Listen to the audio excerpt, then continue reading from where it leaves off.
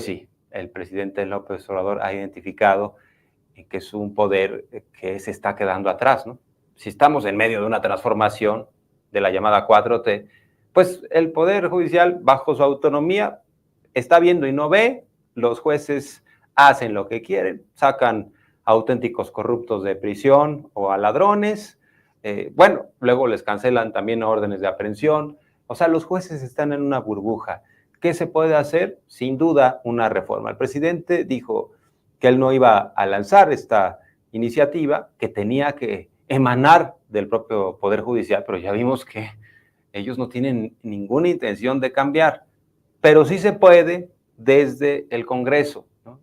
Desde el Senado, desde la Cámara de Diputados, y en ese sentido ya tiene una iniciativa hecha el senador de Morena, César Cravioto, a quien saludo con mucho gusto. Senador, te habla Jorge Armando Rocha, gracias por la entrevista. ¿Cómo estás, Jorge Armando? Un gusto saludarte.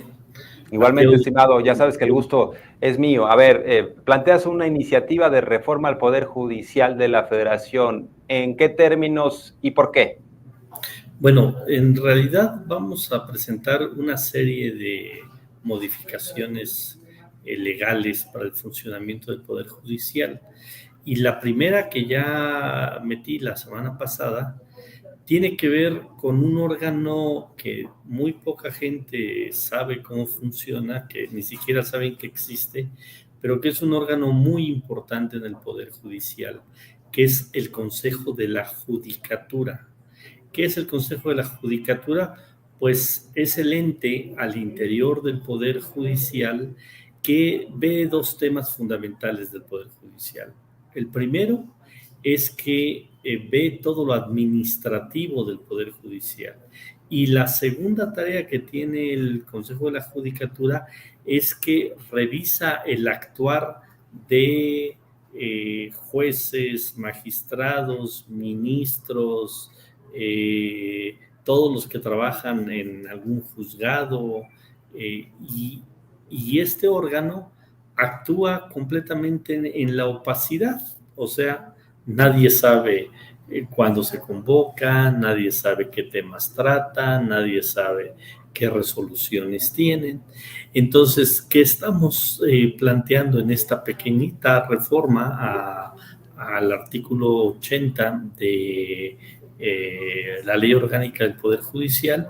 Pues que este órgano, el Consejo de la Judicatura, tanto en sus sesiones ordinarias como en sus sesiones extraordinarias, pues sean públicas, se transmitan por las redes sociales, se puedan ver en el canal judicial y que sepamos qué están discutiendo en este, insisto, órgano muy importante del Poder Judicial. Por ejemplo, hace poco hemos visto algunas resoluciones judiciales que no le gustan a la sociedad en su conjunto. Por ejemplo, este juez en Oaxaca que pidió que se liberara al exdiputado priista que le echó ácido a la señora Ríos, a la saxofonista. Mariana Ríos Ortiz, de hecho la entrevistamos el día de ayer y estás refiriéndote al juez Teodulo Pacheco, que en efecto ya andaba liberando a Juan Antonio Vera Carrizal, este feminicida, exdiputado del PRI, que le aventó el ácido y que además es millonario y lo protegió bastante la administración anterior. Así es.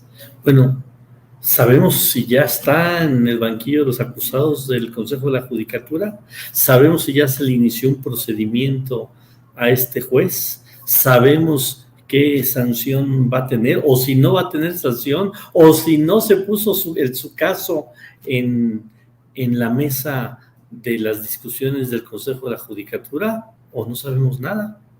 ¿O estos magistrados que han estado liberando cuentas, por ejemplo, de la esposa de García Luna, el mismo día que sentencian a García Luna, o que lo declaran culpable, todavía no hay sentencia, que lo declaran culpable de todos los delitos de estar vinculado con el crimen organizado, ese mismo día le liberan las cuentas a la esposa, o las cuentas que le liberan a otros funcionarios de gobiernos anteriores que también con toda claridad ya está estipulado que cometieron delitos y le están librando las cuentas pues, para que puedan seguir disfrutando sus familiares de la riqueza mala vida.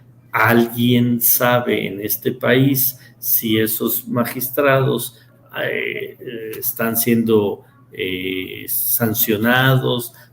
El caso se trató en el Consejo de la Judicatura o no, no, nadie sabe. O sea, hay una opacidad brutal en este órgano, insisto, que es fundamental y que estoy seguro que muchos de los que nos están escuchando, viendo, ni siquiera sabían que existía este órgano del Poder Judicial y que es importantísimo, que toma decisiones importantísimas y que hoy nadie sabe, insisto, cuándo sesiona, qué temas tratan, etcétera. Entonces, es una reforma muy, muy concreta, insisto, de varias que vamos a meter, que tiene que ver con que sea transparente cómo funciona, qué resoluciones tiene y qué temas llevan al Pleno del Consejo de la Judicatura del Poder Judicial de la Federación. Esta figura del Consejo de la Judicatura, bien lo has dicho, es trascendental.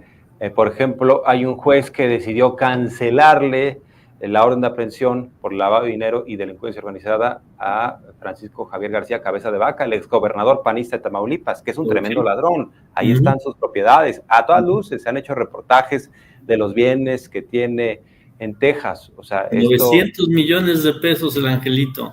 Así es, cuando se pidió su desafuero, la propia FGR dio a conocer esta información ahí en el Pleno de la Cámara de Diputados. O sea, esto está a la luz de todos. Y el señor dice que es perseguido político y peor aún, lo ponen como presidenciable los del PAN. O sea, quizá esa es su carta de presentación, ¿no? Eso está en su currículum, pero es increíble que un juez esté diciendo, este señor pues no hizo nada malo, déjalo en paz. Además se encuentra en Estados Unidos. Hay que destacar que Tamaulipas tiene problemas de inseguridad que provienen precisamente de la administración de Cabeza de Vaca. O sea, ahí se enquistó un cártel y ha sucedido con otros gobernadores. Bueno, la mayor parte de los exgobernadores de Tamaulipas están en prisión por esta vinculación con el crimen organizado. Pero para no salirnos del tema de los jueces, estimado senador, pareciera que hay una crisis de credibilidad. Bueno, Denise Dresser tiene otros datos. Según ella, está aumentando la credibilidad en torno a la Suprema Corte de Justicia de la Nación. Se basa en una encuesta del Financiero que la verdad despierta muchas dudas, pero hay una crisis de credibilidad en torno al Poder Judicial precisamente por estas actuaciones. Pero si nosotros observamos, pues hay una crisis también que deriva de la falta de legitimidad democrática, porque nadie elige a los jueces. Si ponemos, por ejemplo, el plan B, a ver, vamos a analizar eso. El Poder Ejecutivo, el presidente elabora una iniciativa, el Congreso delibera, el Congreso aprueba esta reforma de Plan B con la mayoría de Morena y la 4T, pero es probable que un poder que no tiene legitimidad democrática, o sea, en el caso del legislativo, la gente va y vota, lo mismo en el ejecutivo, pero por el judicial nadie votó y es probable que ese poder dinamite una decisión que tiene que ver con órganos electos constitucionalmente. ¿Cómo la ves? A ver, estamos en un proceso de transformación en este país y estamos avanzando en justamente modificar todas las relaciones que hay en todos los órganos del Estado mexicano. El Poder Ejecutivo ha avanzado mucho en su propia transformación a partir de la decisión política del presidente López Obrador de que a pesar de que llega con 30 millones de votos, que tiene casi el 70% de aprobación, él sigue transformando el propio Poder Ejecutivo para que sea más transparente, para que ahorre más dinero, para que no haya gastos superfluos, etcétera, etcétera, etcétera, para que esté un Poder Ejecutivo enfocado en atender las necesidades de la gente. Hay un Poder Legislativo que también ha tenido avances para que la gente conozca qué hacemos los legisladores, estamos todo el tiempo en la palestra de la opinión pública, que si votamos de una manera, que si votamos de otra manera, o sea, no nos escondemos, ¿saben? La sociedad sabe cómo está actuando César Cravioto como senador de la República, qué está votando a favor, qué está votando en contra, cuáles son sus debates en el Senado, pero así el resto de mis compañeros y compañeras senadoras de todos los grupos parlamentarios, lo mismo en la Cámara de Diputados, la gente sabe quiénes son sus diputados o una parte de sus diputados y cómo están actuando. Pero ¿quién sabe, quién conoce cómo está actuando un juez? ¿Cómo está actuando un magistrado? Es más, si hicieras una encuesta, Jorge Armando, de que preguntaras, a ver, nómbrame algunos miembros del gabinete del presidente López Obrador, yo estoy seguro que pues una parte de la población te va a nombrar a 3, a 4, a 5, a 6, a 8 miembros del gabinete. Si le preguntas a esa misma persona, nómbrame algunos senadores, diputados federales, pues igual y te nombra 4, 5, 6 diputados o 6 senadores. Pero si a esa misma persona le preguntas, nómbrame dime el nombre de los 11 ministros de la Suprema Corte de Justicia, que es el principal órgano del Poder Judicial, yo creo que te dirán tal vez la presidenta, que ha estado la conocen mucho ahora, o la ministra Esquivel, que ha estado siendo golpeada fuertemente por los medios de comunicación, pero de los 11 no creo que te nombren a nadie más. O sea, la gente no sabe quiénes son y la gente no sabe, por lo tanto, cómo están actuando. Se dice, el juez número tal ya liberó o ya le dio un amparo justamente a cabeza de baja para que ya no sea perseguido. Pero si le preguntas hoy a la gente, ¿quién fue ese juez que hizo ese amparo? Ni el 1% de la sociedad te va a decir el nombre de ese juez. Entonces, ¿qué necesitamos? Y eso es algo bueno para la vida democrática de este país, que se transparente, que cada día sean más públicos los ministros, los magistrados, los jueces, y que ante la sociedad todos sepamos, mira, este juez ante este asunto que es delicado, tuvo esta resolución. Este magistrado tuvo esta resolución, este ministro tuvo esta resolución, pero no, se amparan prácticamente en el anonimato, se amparan prácticamente en que nadie los conoce y entonces hacen barbaridad y media pegándole a un tema fundamental que es la justicia en este país. ¿No estaría bien que eligiéramos a los jueces, estimado senador? ¿No estaría... ¿No sería una ruta correcta para democratizar también al Poder Judicial que se sometieran a las urnas los jueces en México? Sí, sería un muy buen paso. Jueces, magistrados, ministros, así como se quería, por ejemplo, en la reforma electoral de decir los consejeros del INE, en lugar de que sean elegidos por la Cámara de Diputados, que sean elegidos en las urnas, sería un muy buen paso. Pero bueno, digamos que sería parte de un procedimiento o de una lucha que vamos a dar en el poder legislativo de este país para reformar el poder judicial. Ahora, yo no me estoy metiendo a reformas constitucionales, porque para que sean elegidos a través del voto secreto y directo de la población, necesitamos reformar la Constitución. Y no hay condiciones políticas ahora, porque tiene más de 1/3 de votos, tanto en Cámara de Diputados como en Cámara de Senadores, la derecha en este país, entonces definitivamente no lo van a pasar. Aquí es importante decir, esta reforma de la que hablamos del Consejo de la Judicatura es una reforma que no tiene que ver con cambiar la Constitución, es una ley secundaria, o sea que con los votos de Morena y de los grupos parlamentarios aliados, como es el grupo parlamentario del Partido Verde, del PT y de Encuentro Social, podemos sacar estas reformas. Yo diría que en esta etapa que estamos, digamos, ya en la recta final de este gobierno y de esta legislatura, ya va a ser muy difícil que transite una reforma constitucional, pero lo que sí podemos avanzar es en modificar leyes secundarias. Y con eso, pues vamos a dar un mejor marco para que haya una mejor actuación del Poder Judicial. Ya sabemos que a la derecha no le gusta que las instituciones que están copadas por personas que tienen ese pensamiento, que las cosas no cambien, quieren que no se toque nada, pero el mandato popular que tuvimos en el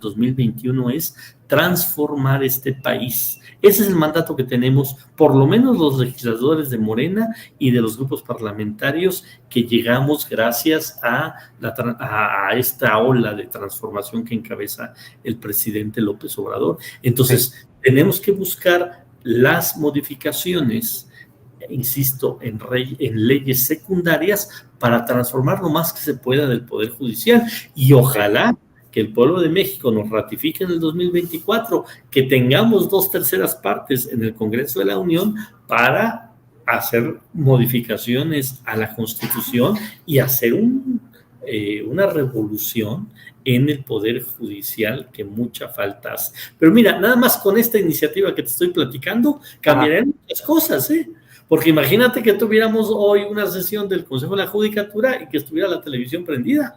Entonces ahí estaríamos dándonos cuenta, a ver, están juzgando o están poniendo en la palestra a este ministro, a este juez que dio tal resolución. El que liberó a Caro Quintero, por ejemplo, nos metió ese gol así, ¿no? Un sabadazo. Sí, sin duda, la pensarían 2 veces. Sería muy importante una reforma a un artículo que nos daría mucha información de cómo está trabajando este órgano, insisto. Estimado senador, déjame ya para cerrar que nos des tu punto de vista sobre lo que ha sucedido en torno a la ministra presidenta de la Suprema Corte de Justicia, Norma Lucía Piña. Primero, hace algunas semanas llamó la atención un evento en el cual pues no se levanta de el presidium cuando llega el presidente Andrés Manuel López Obrador. Una falta de respeto a la investidura. Pero después viene una cascada de decisiones de jueces, de las que ya has dado cuenta, hemos platicado en este espacio, agravios, o sea, decisiones que francamente son absurdas o que están bajo la sospecha de corrupción. Y el presidente en las mañaneras aborda esto. Dice, bueno, pues desde que llegó a la presidencia de la Corte, Norma Lucía Piña, pues se sienten más autónomos, ¿no? Más cómodos los jueces y están pues resolviendo como mejor les conviene. Sugiriendo López Obrador que con Arturo Saldívar cuando menos había un poquito más de decoro en las decisiones de los jueces, de los ministros y magistrados. Los de la derecha interpretan esto como hay en el presidente López Obrador un discurso de violencia política de género. O sea, ¿por qué es mujer? Le está criticando. La verdad es que yo sigo las mañaneras. Ahora sí que a eso me dedico desde tiempo atrás. Tenemos un programa de análisis y de información en Canal 14 que se llama Mañanera 360. Entonces, revisamos todas las mañaneras. Y jamás el presidente ha criticado a la ministra en razón de ser mujer, sino por las decisiones que hay en la cúpula de la Corte y también abajo, entre jueces, magistrados, ministros. Pero toman como pretexto, como bandera, los conservadores el hecho de que se quemó una piñata con la figura de Norma Lucía Piña, que además ese hecho lo condenó López Obrador, pero dicen, es que el presidente está provocando esto y hay una escalada de violencia en torno a la ministra presidenta. A ver, ¿qué reflexiones tienes de esto, estimado senador? Bueno, primero decir que, como siempre, la derecha busca desviar la atención de lo importante. ¿Qué fue lo relevante del sábado pasado? Lo relevante del sábado pasado es que después de 4 años y medio, un presidente de la República puede convocar a su pueblo y su pueblo llega a esa convocatoria en miles. Se llenó el Zócalo, se llenó 20 de noviembre, se llenó llegó hasta Avenida Juárez, toda la gente. O sea, había compañeros que me decían, ya no puedo pasar de Avenida Juárez, que querían entrar por 5 de mayo, ya no podían pasar. Madero, 5 de mayo, Pino Suárez, todo estaba lleno. O sea, se calcula más de 500,000 de personas. Esa es la primera nota de ese día, como un presidente, después, insisto, de 4 años y medio, puede convocar a su pueblo y el pueblo reacciona positivamente. Segundo, el gran discurso que dio el presidente de la República, un discurso de una altura de estadista, donde nos habla justamente de la historia reciente del país, de cómo se dio el tema de la expropiación petrolera en épocas de Lázaro Cárdenas y cómo esa decisión que se tomó hace 85 años ha repercutido en las generaciones venideras del país. Y después los datos que da la secretaria de Energía y el director de Pemex, que es lo más importante de rescatar. O sea, cuando 40 años de gobiernos neoliberales quisieron desbaratar la industria petrolera nacional, como en 4 años, hoy Pemex tiene mejores números que nunca. Hoy podemos decir, a finales de este año, que ya vamos a tener autosuficiencia en las gasolinas. Eso es una gran noticia para el país. Hoy podemos decir que se compró una refinería en Estados Unidos. ¿Cuándo íbamos a pensar eso? Generalmente nuestros gobiernos neoliberales lo que hacían era vender a capitales extranjeros las empresas nacionales, y hoy nosotros vamos y compramos una refinería en Estados Unidos. ¿Y qué creen? Esa refinería ya tiene números negros, ya la inversión de esa refinería ya está amortizada por las ganancias que ha tenido de la refinación.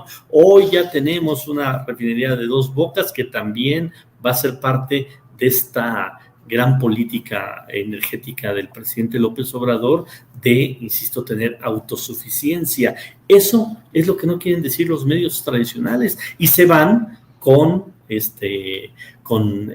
tema de que si hubo una piñata de la ministra Piña que se quemó en el Zócalo. Entonces, quieren desviar la atención de lo fundamental que fue el sábado, de la importancia del discurso del presidente y de los números que nos da, insisto, nuestra secretaria de Energía y nuestro director de Pemex.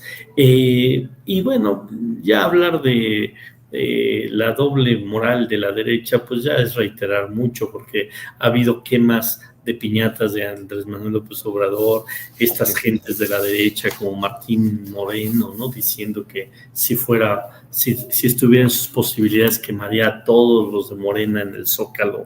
¿Y quién de los senadores, quién de los diputados, quién de los dirigentes del PAN, del PRI, del PRD, del Movimiento Ciudadano se alarmó por estas declaraciones? Entonces, son muy hipócritas, pero más que hipócritas, yo diría, quieren que el debate se centre en si se quemó o no una piñata de la presidenta de la Corte, cuando lo que tenemos que hablar es de los números que se plantearon ahí, de cómo en 4 años, sin corrupción, con una política nacionalista, ya rescatamos a nuestra industria energética. Eso debería ser 8 columnas de todos los medios de comunicación. Esa es la gran nota. Este gobierno se empeñó en que dijo, vamos a hacer energéticamente, vamos a tener autosuficiencia energética, y en 4. Bien. Senador, ¿qué pasaba? Se robaban el dinero de lo que entraba del petróleo en este país. Por eso no se desarrolló México. Entonces, por eso no quisiera yo desviarme del tema. Lo importante, insisto, del sábado fue el evento en sí, y fue la gran convocatoria, y el pueblo está respaldando a su presidente. Senador, te mandamos un fuerte abrazo. Ojalá que sea la primera de muchas conversaciones en este espacio de lunes a Felicidades viernes. a Centura, acaban de fichar un gran talento. Muchas gracias, estimado senador. Te mando un abrazo. Un abrazo. César Cravioto de Morena. Y bueno, pues rápidamente nada más destacar